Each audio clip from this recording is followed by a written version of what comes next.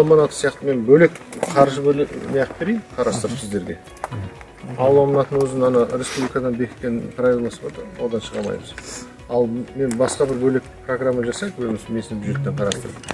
Сосын сіздер уже соған қарап, сатып алған оборудование бар емес пе, соны өзі не гарантия, залог сондай.